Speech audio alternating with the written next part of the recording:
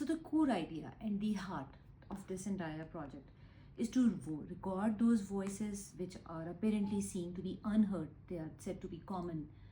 people, and but these common women, as they are labeled to be, they have their own struggles, be it about fighting against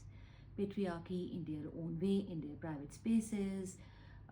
their experiences of how they claim their spaces, or in incidents of harassment, how they had hurdles in building up their career, or how during the childbirth process, child raising process, um, which crisis they went through, their experiences of the postpartum, the this entire the rishta culture of Pakistan. It could be anything, but they do not have a platform. I mean, why not we, at a local chai dhaba, in a market, or why not in a park, we can have women from heterogeneous background where they can sit and have a focus group, they can have their discussion and claim their spaces. So the core soul is to provide them the spaces and then to digitalize these stories, put them in a record, archive the, there has to be,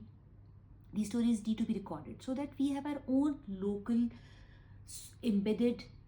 wave of feminism, which is, grounded in Pakistani culture, where we understand where the real empowerment is coming from and how it can be there.